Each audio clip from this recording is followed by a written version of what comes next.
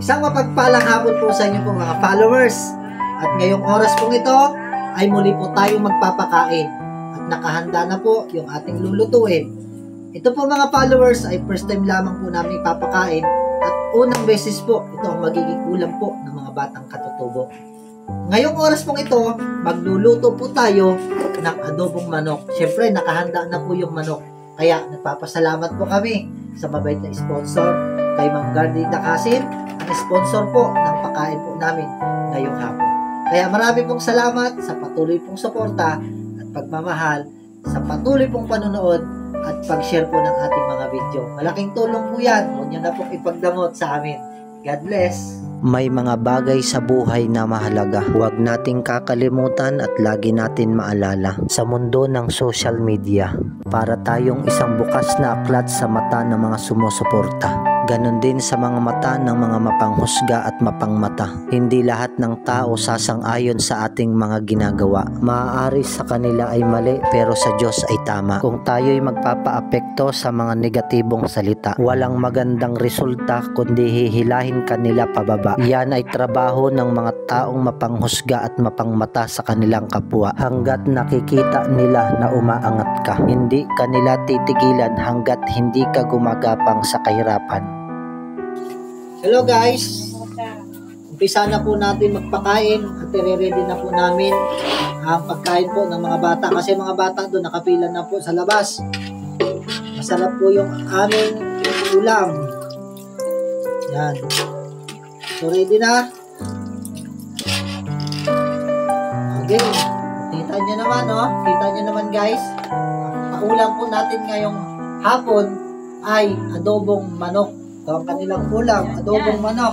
Ito lamang ang aking maipapayo sa aking mga kapwa Pilipino. Sa mga salita ng mga tao ay huwag po tayong magpaapekto, kundi magpatuloy tayo at huwag tayong sumuko. Tandaan mo kapatid, Diyos ang tumawag sa iyo at hindi ang tao. Kung gusto mo bandang huli, ikaw ay panalo. Sa mga salita ng mga tao ay huwag kang magpatalo. Bagamat napapalibutan ka ng mga tao na ang isip ay negatibo, mabuhay kang kasama ang Panginoon na ang isip mo'y puro positibo.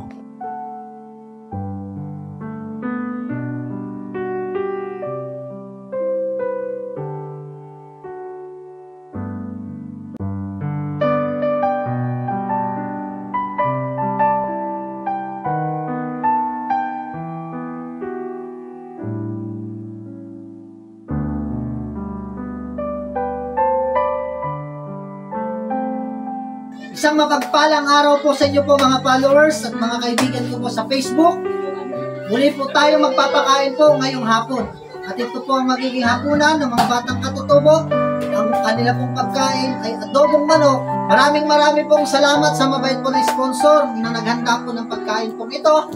Kay Ma'am Gardy Dakasin, patuloy ka pong i-bless ng Panginoon. At syempre, papasalamat tayo unang-una sa Panginoon. God will provide. To God be the glory, today, tomorrow, and forever.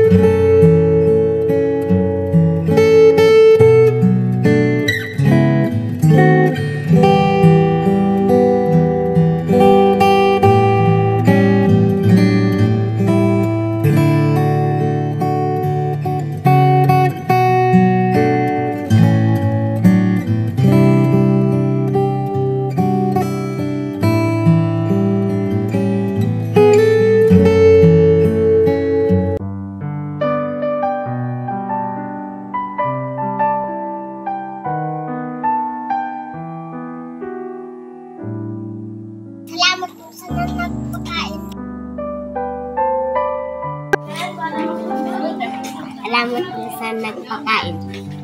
Masarap ba ulam mo? Maraming salamat po kay Ma'am Bertie. Tuloy po kayo pag-ingatan ng Panginoon. Masarap po yung kinain namin ngayon na busog po ako.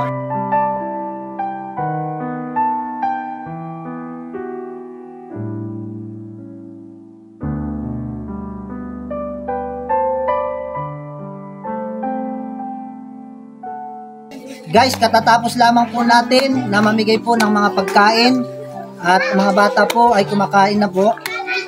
Bago po matapos po ang bidyong ito, gusto ko po magpasalamat kay Ma'am Gardy Dakasin, ang sponsor po ng pakain po ngayong hapon sa mga batang katutubo. At maraming pong salamat sa mga followers. Marami pa po kayong aabangan kung atin po mga gagawing mga charity at mga papiding program at pagpalain po ang lahat.